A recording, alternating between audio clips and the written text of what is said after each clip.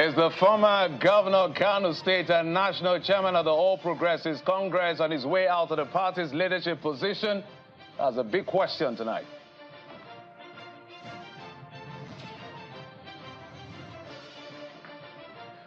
A late-night reconciliation meeting yet again broke out by President Bola Tinubu says dramatic personnel in Rivers' political impasse shift their swords. Is this the eventual peace at last? We'll find out tonight.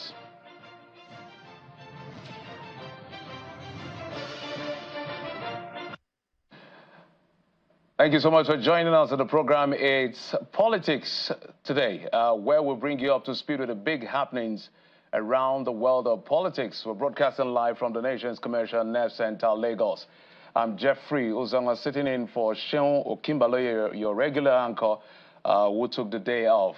And there's a lot that has happened in the last 24, perhaps 48 hours, if you look at the tax bill and some of the political happenings in Rivers State, as to whether or not Abdullahi Ganduje has actually tendered his resignation. Some have said he's resigned already, but there are no official statements. But let's tell you about that first off, that the news making the round as to the future of the national chairman of the All Progressives Congress, Mr. Abdullahi Ganduje, whether or not he's on his way out of the leadership of the party, is still not certain. Although no official statement has been issued by Mr. Ganduje himself or the APC, it is believed that this may be part of what they consider a strategic move by the ruling party to calm rising agitations among stakeholders from parts of the North who have consistently demanded the return of the party's top office to their region.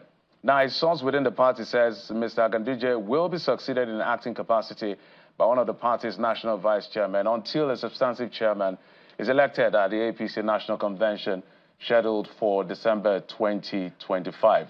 Now, Mr. Ganduje, the immediate past governor of Kano State, was appointed as APC chairman August in 2023, following his resignation of the former chairman, Senator Abdullahi Adamu, from the North Central Zone. His tenure has since faced increasing resistance from within, particularly from those who view his appointment as a violation of the party's internal zoning arrangement. So, whether or not Mr. Ganduje is out, we're on our devices to get clear confirmation, but that is what we know so far, and we'll stay within the boundaries of what we are aware of. But let's also tell you that the High Court of Kenya is sitting in Nairobi has declared the abduction and detention of the leader of the indigenous people of Biafra, IPOB, Mr. Nnamdi Kanu, from Kenya to Nigeria in June 2021, unlawful and illegal. The court also awarded compensatory damages of 10 million Kenyan shillings against the Kenyan government for what they consider a gross violation of Kanu's fundamental rights. Now, delivering the judgment, the presiding judge, Justice E. Nwita, faulted both the Nigerian and Kenyan government for rendition of Kanu in gross violation of his rights as guaranteed by the constitution of that country. Justice Nwita further adds that having entered Kenya lawfully, it was subject to the protection offered by the Constitution of Kenya 2010, and the government of Kenya had an obligation to uphold and protect his rights and fundamental freedom. The Court of Appeal in Abuja, remember, had ordered the release of Nnamdi Kanu on October 13, 2022, after striking out the terrorism and treasonable felony charge filed by the Nigerian government on grounds that the proscribed IPOB leader was not properly extradited from Kenya. The Supreme Court of Nigeria, however, dismissed the appeal court's decision. In a judgment read by Justice Emmanuel Agbim, the Apex Court noted that despite a series of illegalities carried out by the government, including the military raid on his home, prompting his fleeing the country for safety and his subsequent extradition from Kenya, that is not enough to stop Nnamdi Kanu's trial. But there's a lot we will explore tonight. Two-part conversation. One part has to do with politics, as what's going to play out in Rivers State. Rivers is back in the news. And this time looks like for very good reason. Looks like they are shooting their sword. I'll bring you all of that detail. And, of course, we'll talk the economy on the second part of the program. But let's bring you your political round of stories.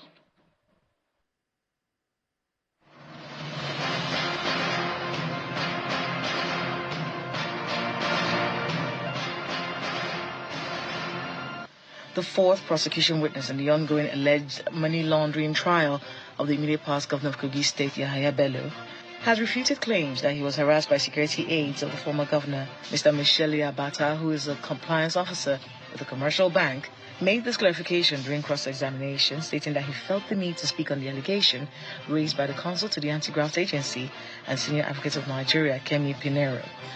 Justice Emeka Nwisi subsequently adjourned till July the 3rd and 4th for continuation of trial and July 21st for ruling on the application to travel. Ahead of the off-cycle governorship election in Anambra State in November, the Independent National Electoral Commission, INEC, is asking security agencies responsible for election security to fine-tune their strategies to ensure adequate security of personnel and materials. According to the electoral body, security agencies have the opportunity to fine-tune their strategies using the continuous voter registration exercise that will commence next month. Ahead of the 2027 general elections, a new report has raised alarm over the fragile state of electoral integrity in the country. The report, unveiled by Yaga Africa in Abuja, highlights early signs of political opportunism, institutional weakness, economic hardship, and the rising influence of artificial intelligence as major threats to democracy.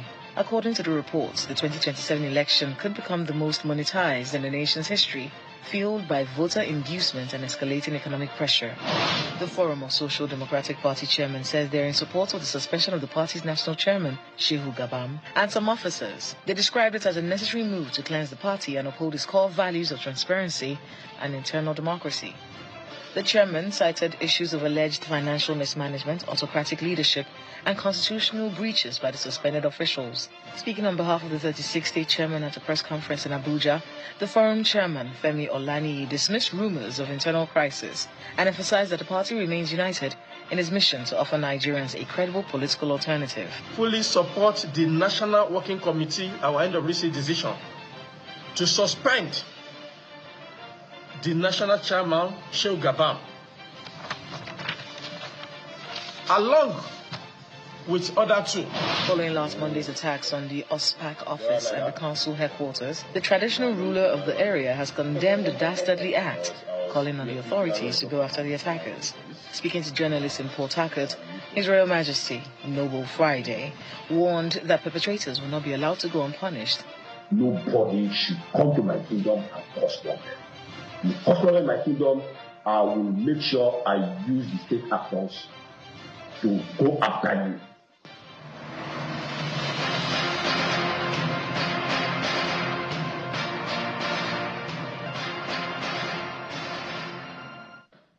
All right, welcome back. Let's get straight to the conversation that played out. Rivers crisis has been maybe over 2 years. Literally, the honeymoon did not last for long, but it looks like there's been some level of headway. I heard the meeting lasted for about 2 days, but yesterday, the governor of Rivers State, suspended governor of Rivers State, similarly Wike-Fubara, and his political godfather, Nyesom Wike, had a meeting with the president. You can see them camaraderie, shaking hands. You know, that's Martin Zamiewul and the governor. That's the Speaker of the House, the Majority Leader, Chinda, who is a minority leader of the House of Reps. So all of this happened yesterday, and after this meeting, they were kind enough to speak to the press as to what has played out so far. Let's take a listen to both gentlemen. The glory that today is the 26th of June 2025, that peace has finally returned to the state. We all agreed to work together with the governor, and the governor also agreed to work together with all of us who are members of the same political family.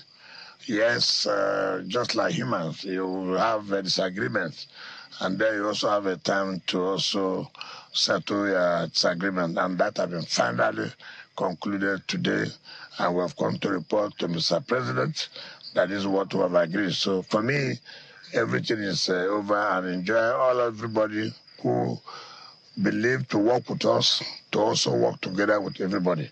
That there's no more acrimony, there's nothing to say we're disagreeing. We have all agreed on everything. So thank God. For me, it's a day we have to thank Almighty God.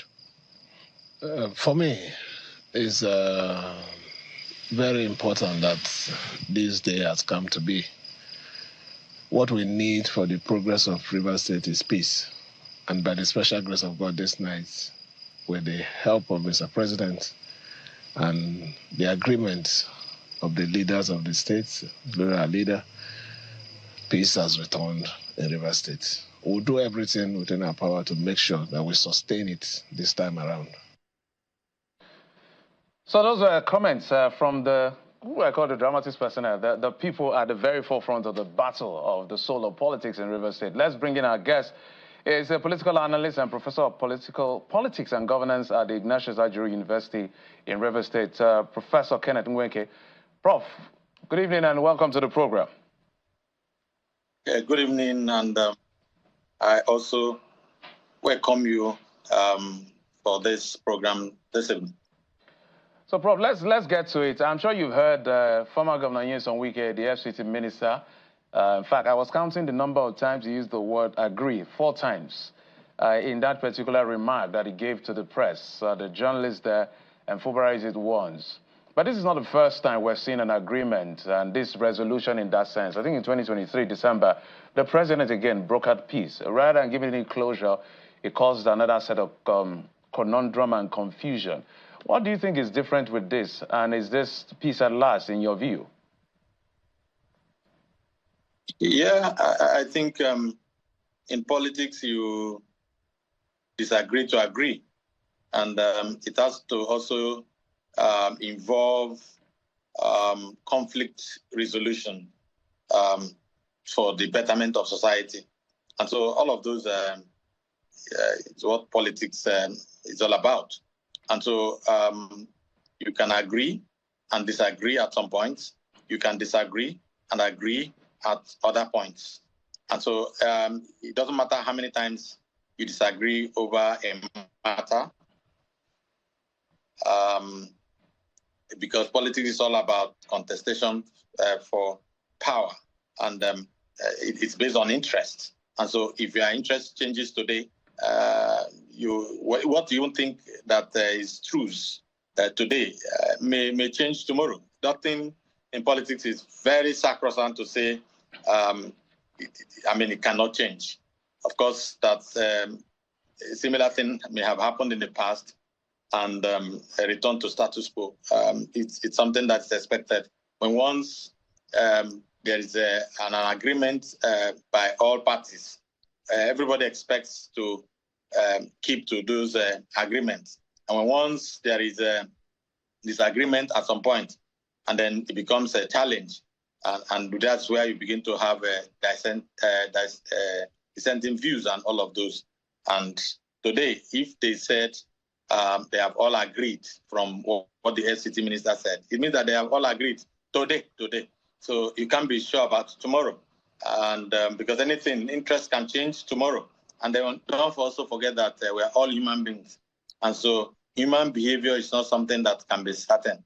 As far as responses to political stimuli are concerned, it is based on environment, it is based on needs, it's based on things that can just evolve. And so that will also determine what next step anybody can take that may also return you to maybe status quo or even worse than your investment. Let's bring in the other guest, Jide Ojo, regular here on the program. He's a political analyst. Mr. Ojo, thank you so much for coming in. You and I have been on this, literally, maybe perhaps at the very beginning when the first strike came through. And now down the line, I don't know how you feel about seeing what has happened, but all of us know what the level of water that has gone under the bridge. And so are you confident that this will last? Rivers State has a history of predecessors and successors never agreeing. Amechi and Peter Odili never agreed. Wike and Amechi never agreed. This honeymoon literally lasted for just 2-3 months, and then the fireworks is culminating at this point. The governor is still suspended. What do you see from where you sit?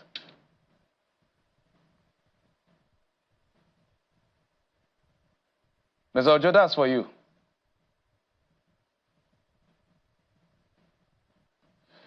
Oh dear. Okay. It appears maybe a network freezing, Mr. Ojo. I'm so happy and excited by what came as.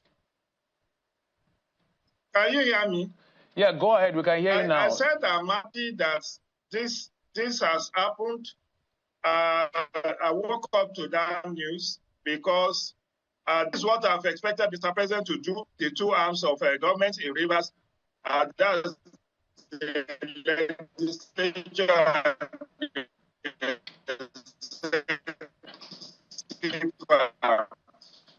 All right, Mr. Ojo, we seem... Mr. Ojo, just a moment. Days ago, the budget for 2025 was passed on the heels of having a news. Can you hear me? Yeah, we can hear you. At some point, we're having issues hearing you clearly. But go ahead now that we can hear you clearly. So what I'm saying is that the president should be commended and all the dramatics personnel. In my column in The Punch, when I accused the president that he goofed on imposing the state of emergency, I actually said he should have called the assembly members and the governor together and mediate. The one that you are referring to, Jeffrey, the one of December 2023, was an expanded meeting with over 100 people that have vested interest.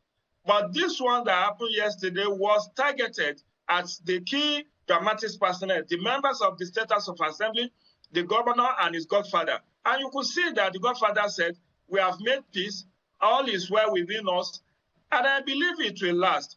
What we are going to see, because many people have speculated that Fubara may not be coming back, that after these 6 months, there will be another 6 months and all of that till 2027. But this has put paid to those rumors that Fubara will not come back. It's obvious that Fubara will be back, maybe sooner than expected, because the constitution did not actually say that the sole administrator should be there for 6 months in the first instance. It just said that's the first period, first stretch.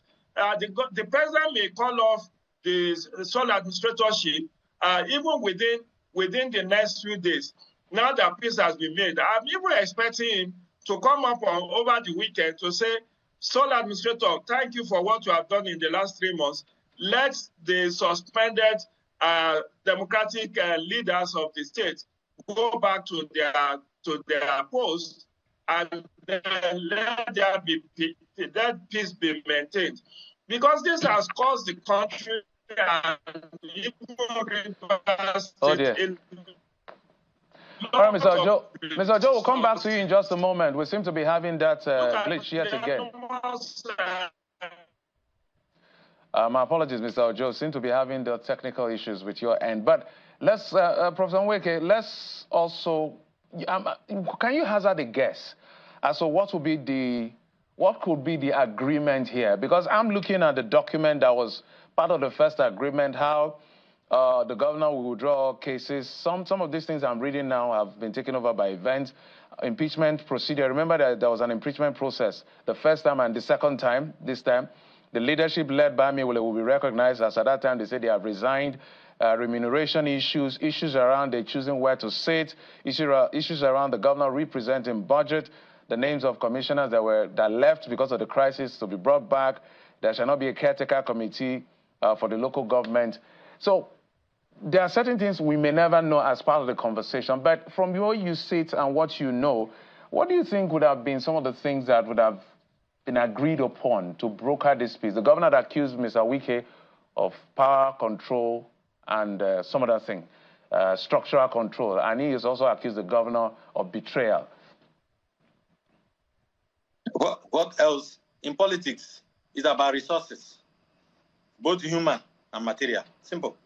So, who controls what? Do you control resources, material resources? Do you control human? That's the structure. All of them, constitute what politics is all about, and the interest. And so, whatever agreements that may have been reached will not be outside the structure and outside resources. It is about deciding how to allocate resources, because politics is all about allocation. Resources, values. How do you, which one goes here and who should take such decisions and all of those, and how. It's about who gets what, how, and when. And so, and it has to do with resources. It has to do with humans. And of course, first of all, who controls what is key. And so if you are controlling as a governor, do you have to consult maybe the godfather before you take certain decisions? You have state executive council who nominates. How many should the governor nominate? How many should the godfather nominate? To carry the interest of the people that are following him. And so that's one. In all appointments, ACs, permanent secretaries, and all of those. What percentage should be given to who and all that? In terms of also contracts, of course, happening. Who should decide which contract or project should be embarked upon, and then who does what? And all of those things. So you can't take away the issues around allocation of resources, authoritative allocation of resources, you can't take that out of the context of what has been agreed, of course. All right, Prof. Let's see whether I can get Mr. Ojo, can you hear us clearly now? I can hear you. All right, fantastic. Mr. Ojo, featuring prominently in this disagreement is budgets issues around local government control. In fact, the governor was vetoed about 6 to 7 times. So my question is always, where is the interest of the people in the mix of all of this, Mr. Ojo?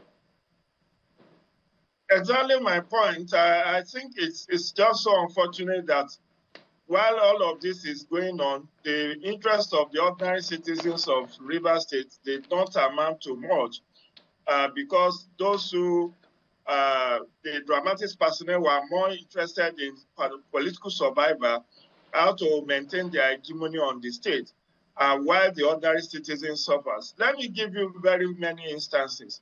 There were from the sole administrator, who is not even a member, who is not a who is from Cross River State, it's not from River State, to even the just newly approved members of the River State Independent Electoral Commission.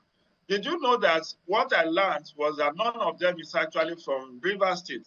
The members of River State Independent Electoral Commission that the Senate just approved, was it yesterday or 2 days back? And that goes for even ordinary citizens. A lot of projects that should have been procured, that should have benefited the ordinary citizens, could not be funded.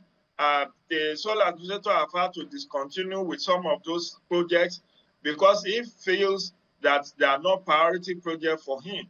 And he who wears the shoes knows where it pinches.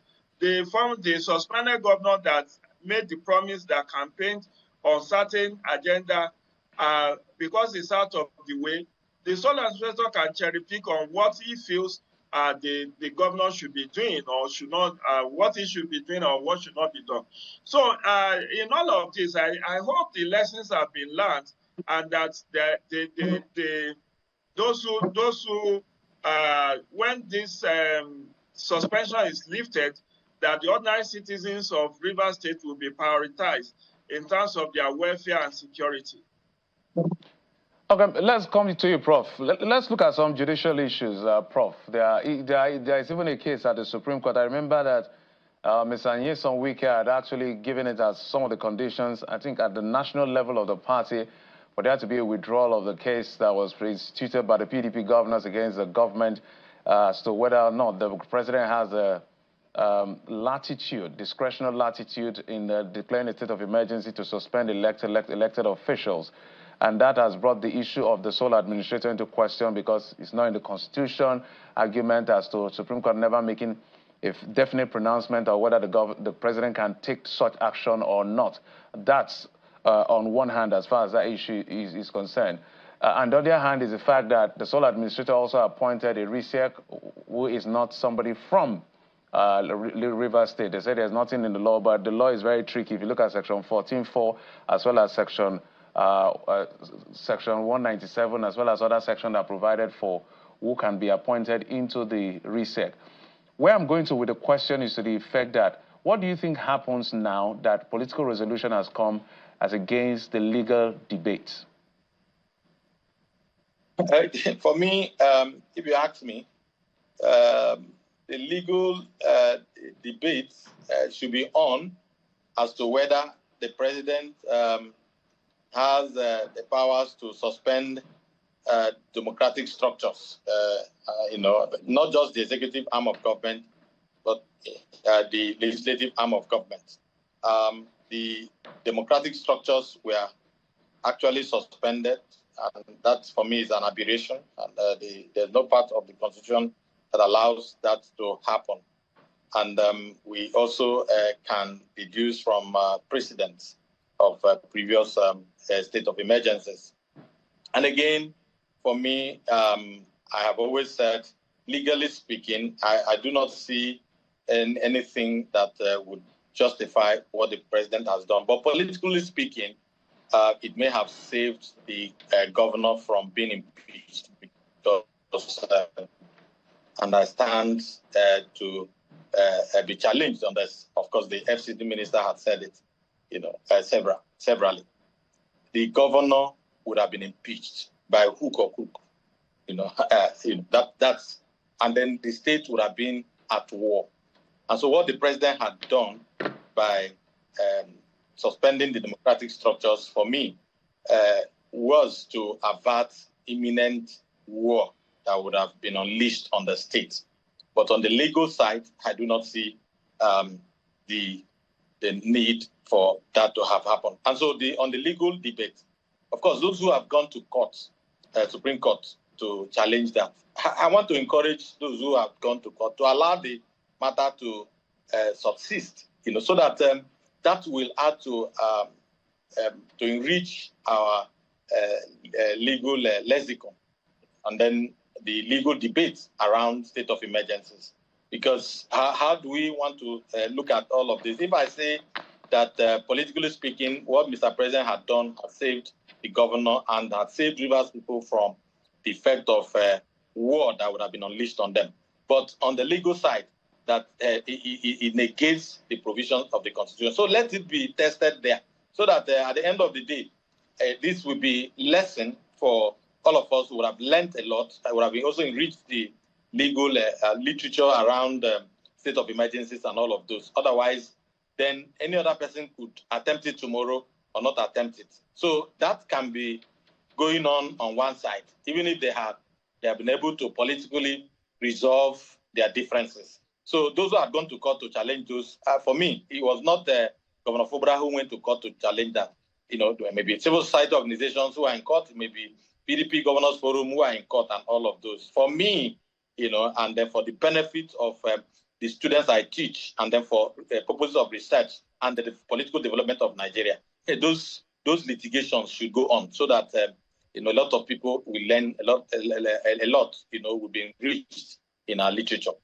And that's what I can say, regarding that. All right, let's begin to wind down. Mr. Ojo, your last thought on this, and that same question as to the legal part of this argument. The political angle seems to have been resolved, but he's saying let's follow through the legal process to the end, so that once and for all, the Supreme Court will make a pronouncement whether the president can actually suspend elected officials like Olusegun Obasanjo did, like President Bola Tinubu has done, which has been controversial. Do you agree that let them just follow through with the case, because it's a difficult case before the Supreme Court? As Prof said, this was not a suit filed by either the suspended governor or deputy governor or the lawmakers. It's by the civil society. So there is that tendency for them to see it through, provided that pressure is not mounted on them to withdraw. Because I also do know the political elite will stop at nothing. They might actually pressure those civil society ROS to go and withdraw that suit in the interest of peace. When you are reading out the 8-point agenda, 8-point resolution of December 2023, part of it was that all suits in court should be withdrawn. But while the governor respected that, the lawmaker did not do that. And they used it against him. And so what I expect is that the most important thing is, as the right lesson been learned by everyone, as the president learned the right lesson because he has received a lot of knocks, even from me, because I wrote against it in my column in The Punch, that he goofed. And I know he has the power to make a pronouncement on state of emergency, but the state of emergency of Section 305 or thereabout does not connote that he has to suspend elected representatives of the people. The good Lord Jonathan did declare state of emergency in Adamawa, Yobe, and Borno in 2013 or 2014. He never suspended the governor or the state house of assembly. And that, in my own contemplation, is what the law expected, that yes, you can declare state of emergency, but you need not suspend elected representative of the people as President Obasanjo did and as President Tinubu has done. But it would be very interesting if the civil society organizations that have gone to court can see it through to the apex court and have a definitive pronouncement on it. Okay. Mr. Joseph, thank you so much. I think the PDP governors actually instituted that suit, and it was part of the request of Nyesom Wike for them to pull out or withdraw that suit. But I must thank you both gentlemen for bringing perspective to this conversation. Professor Kenneth Nweke is a political analyst and professor of politics and governance at Ignatius Ajuru University in Rivers State, as well as Mr. Jide Ojo, a regular right here on the program, political analyst and public affairs analyst. Gentlemen, thank you so much for coming on the program. We appreciate it. We'll take a quick break. When we come back, well, thank you. We'll take a quick break. When we come back, we'll be talking the economy. The president signed the tax bills into law, so they are now laws. 4 bills, now laws, that will take effect from January the 1st. What do you know about it? The conversation started yesterday, but there's an angle we have to look at it today with some experts right on the program. Join us again. Welcome back. Joining us to talk about Nigeria's fiscal future from January 2026. 2 very bright minds. Paul Alaje joining us from Abuja studios is the chief economist at SPM Professionals, as well as Yomi Olugbenro is the West Africa tax leader at Deloitte. Gentlemen, thank you so much for coming on the program. I appreciate it. Let me start with you, Ms. Alaje. Finally, done and dusted, just about 2 years, Mr. Taiwo Yedela and his team have been able to deliver a new fiscal regime. As far as our fiscal future is concerned, the tax being at the vanguard of this. What's your first initial impression, as quick as possible? Well, first, I must say it's a good job, well done. It has been a very long coming. We've had debates. I remember that I've participated in town hall meeting, one that I had in Abuja, where most Nigerians were allowed to put in their opinion. And at the end of the day, we now have an act. When I say an act, we have 4 acts that have been signed into law. The good news is that some of the things we advocated for were fully reflected in these new acts. I recall that for the 4, the important thing is how will people perceive this? Those who are, if I can just speak to specifics, the extremely poor has been exempted from taxes, talking about those who are working, those who are earning less than 800,000 naira a year, they've been exempted. That's under payee system. Under those who are under personal income tax, they've also, according to the chairman, those who are earning less than household, earning less than 250,000, would also be exempted. We have also noticed that small businesses, which used to be 25 million naira, have now been exempted from taxes, which is good. Middle class have some level of relief. The extremely rich will now need to pay more. These, for me, are some of the highlights that I think are very, very impressive about this new tax bill. The most important is outdating. We've eventually decided to outdate some of the draconian laws, some of the colonial laws, which have been in our tax book for a long time. Apart from that, the issue that I have concern about is the issue of raising VAT for 2025 to about 12.5%. Eventually, that did not happen, according to what was passed at the National Assembly. 7.5% was said to be retained. And the reason for that is simple. Tendency to increase inflation. Already we have inflationary concern at over 23%. Leaving it at 7.5% is just right. It's also good that this tax is not starting immediately because of concerns of readiness, especially at the subnational level, knowing fully well that the old FIRS, which is now the Nigeria Revenue Service, we need time to work with respective subnational as to how to make this happen. And you know that these new tax bills recognize the place of states and local government and the impact they will be playing in our fiscal life, especially as it has to do with taxes. Mr. Olugbero, you're the taxman here as well. Do you think when you look at what has been presented as now laws, which is quite a volume when you look at all of this, this will incentivize businesses? Because I listened to Mr. Taiwo Udele. We had a conversation with him earlier this morning and yesterday. He says it's people-centric, efficiency-driven, and growth-focused. What do you see? No, I agree totally with that insight from Taiwo. And if you follow the debate, what you realize is that every area of complaint that taxpayers and business people have had as touching the regulatory framework for our law have been touched. Taxpayers have always complained about the fragmented taxes. We have tax laws in different legislations, in different amendments, in different regulations, and somehow it's become a lot difficult to know exactly what you need to pay at what point to who and all of that. And so with what we've had now from a business perspective, for me, even beyond whether we're talking about the rate or some of the specificity, certainty and the consolidation and the harmonization is a huge relief to businesses. So it means you can go to just the Nigerian Tax Act, for example, and everything that you need to know about what your obligations are as a taxpayer.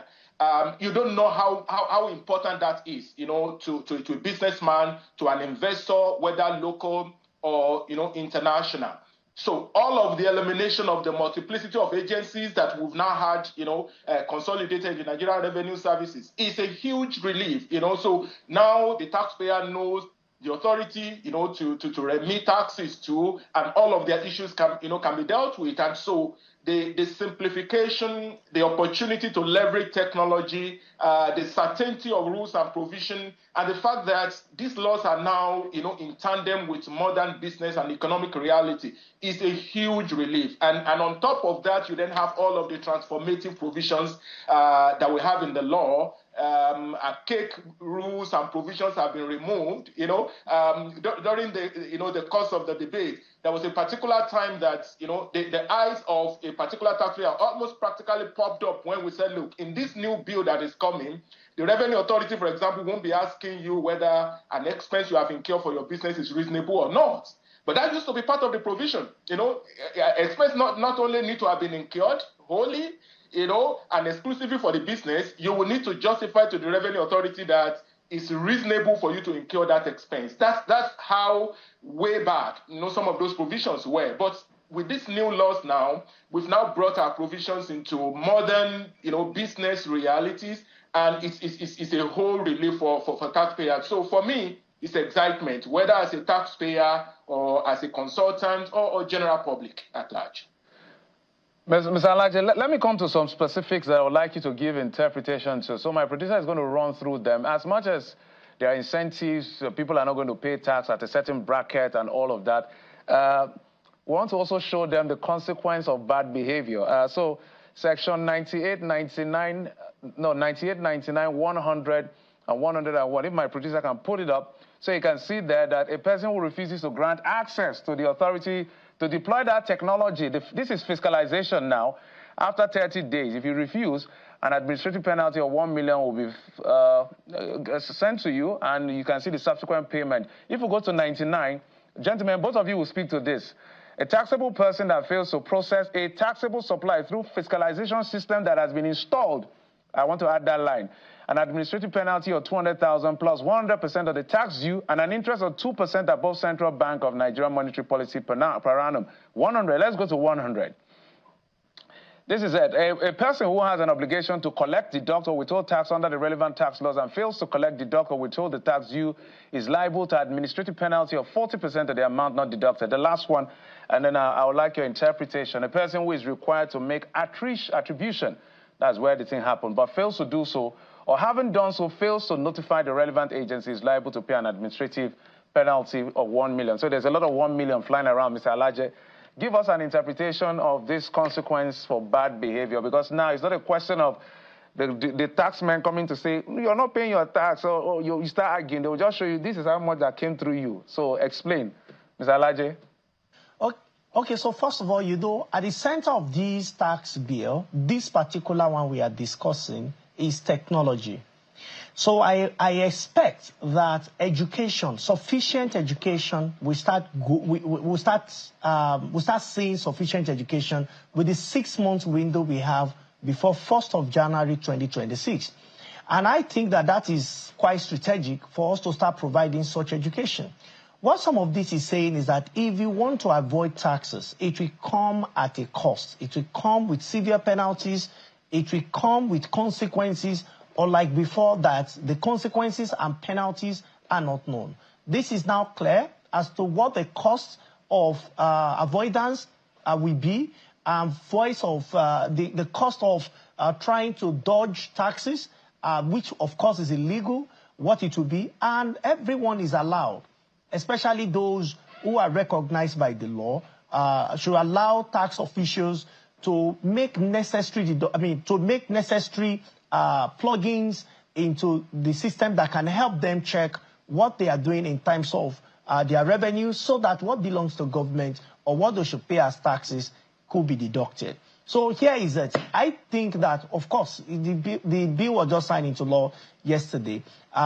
In the coming months, say July, August, sufficient education, the process with which we went through when we were having this bill passed to law, we should start having robust conversation about implementation. And I can also tell you that this should not just be at the center. We should domesticate this to various states, various local governments, so that people understand what we are starting, the new tax environment that we are starting. That said, it's also important to emphasize the fact that a number of small businesses are exempted, because with the provision you've read, those who have turnover less than 50 million naira to some extent have relief based on this new tax act. So we're talking of higher turnover, we're talking of much bigger businesses, and so on and so forth. So what government is saying, or what this tax bill is saying, is if you want government to be transparent, you also need to come in clean slate, and you have to be even more transparent, so that we can have a better environment, fiscal environment as a nation. Mr. Lukman, so what size of business would require this fiscalization? Because, for instance, like what Mr. Alaje has said, how the government has to know that you're not lying, that your business is less than 50 million naira per annum, or however it is gauging that. So which businesses will be getting knocks on their doors soon as to this fiscalization, so that they will know what to expect, so that they don't fall into this trap, as Mr. Alaje has explained? Well, so Jeffrey, so ultimately it will be all businesses that are liable to pay taxes. So the small businesses, so the fiscalization you're referring to is touching on, the subject of e-invoicing and the deployment of technology, which allows the Revenue Authority to have visibility and quick access to revenue that is accruable to the government. So the whole essence of this change in law is that in as much as government has provided relief and exemption to those who shouldn't be paying, now those who need to pay need to be transparent and accountable. And that's why you realize that the penalty for non-compliance has been raised. You just read out the one relating to fiscalization or attribution that you failed to do, but it actually cuts across every compliance obligation. If you're supposed to make payments and you don't pay, we're no longer in the era of 10,000 naira per month or 5,000 naira in the first month of failure and 200 subsequently. Now it's in millions. So it's really going to be expensive for anyone to default on their obligation. But the rules are going to be clearer. So if you are defaulting, it won't be because you don't know what your obligations are or the rules are not clear. It will be because you want to be deliberately non-compliant, and that's why the penalty has to be raised. And that's part of fairness. It's fairness to other taxpayers that are complying, because if you and I are running business and the other businessman is transparent, is accountable, is compliant, and then you are not, you are having an unfair advantage, and government is not able to get the revenue that is required. So, but with respect to the fiscalization and e-invoicing specifically, it's actually already on from 1st of July on Tuesday, for example. The Revenue Authority is already opening it up to large taxpayers, by revenue, because they want to do this in phases. But at this particular point, it is a lot more of encouraging adoption, assisting, and making sure that the Revenue Authority provide the assistance, and then they will scale that down up until everyone that's supposed to be VAT agent, everyone that's supposed to be accountable to government from a VAT perspective, everyone will have to deploy technology, and everyone will have to ultimately fiscalize, or ensure that the invoicing technology, and there are a large spectrum of it, from those who will have their SAP, completely interlinked, with FRS system, to those who will only be able to have Excel spreadsheet of their number, and then they will go and upload it on a dedicated portal by FRS. So it's going to be a large spectrum of possibilities that is going to make it easy for everyone to be able to comply. But after all of that, facilities and infrastructures have been made available, sensitization has been done, education have been provided, and a taxpayer fails to do the right thing in the new era is really going to be expensive and costly for anyone not to do the right thing. And that's the only way we can have the balance. Because you can't exclude a significant percentage of individuals from paying taxes because they are vulnerable, or a significant percentage of businesses exempted from taxes because they are micro and small businesses. And then the top 5%, the top 1% who really have the capacity to pay, that's where government is really expecting that with the marginal increase in the rates and in the expectation that compliance will be deepened, that's really where the book can be balanced. And that's why those penalties have to be that significant. Mr. Alaja, let me bring to, as we begin to wind down, you help me answer the political question. What literally caused this entire set of bills, its life, the VAT formula, sharing formula. So my producer is going to put it up for us to see.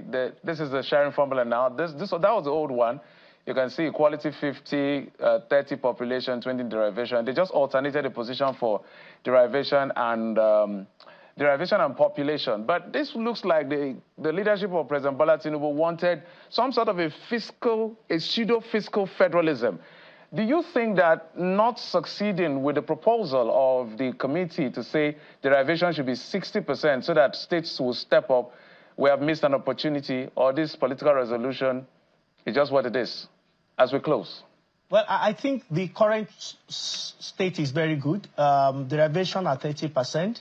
It's a good way to start, because if you push it straight away to 60%, some of the states, and I dare say 30 of our states are not prepared. Apart from Lagos, Port Harcourt, and the FCT, and a few other states that might be somewhere in the middle, most of the states will be at a disadvantage. It does not mean that 60% formula in itself is wrong. But we need to look at the environment that we are making this policy for. And that is why our recommendation to the National Assembly is that start with 30%. Review it after 2 or 3 years. As the state come up, because we expect that for the entire system, fiscal system we are changing to work well, we need education more at the subnational and at local level. As revenue improves, and we can trace it with numbers. Remember that during the town hall meetings, it was mentioned that states will even earn more money. So from 2026, 2027, we can test if this revenue will truly increase. As it increases, as we have jacked up derivation by 10% from 20 to 30, we can say, look at the output of a 10% increase.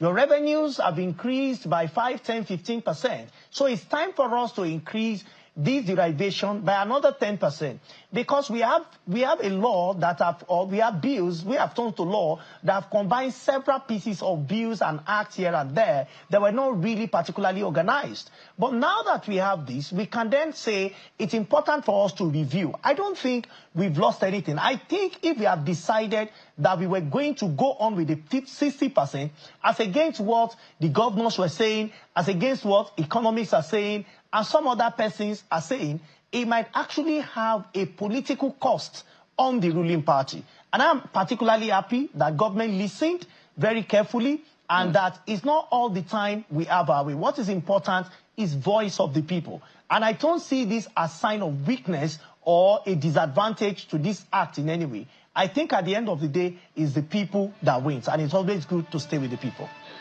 Gentlemen, bright minds, thank you so much for coming on the program. We have to keep educating Nigeria as to their fiscal future, so that nobody is caught off guard, whether you are an individual, household, small business, big business, government, everybody. But I also see this as a reason for Nigerians to look at their subnationals and federal government and hold them strictly accountable. Because if you're coming for my money, I'll come for demands for good governance. Thank you, Paul Alaje, Chief Economist, SPM Professionals, Gamil Lugbenro, Tax Leader of Deloitte West Africa. Gentlemen, thank you. I appreciate it. Thank you, sirs. Thank you so much. Thank you. My pleasure. And that's it on the program. Thanks for your time and company. I'm Jeffrey Uzama. Good night.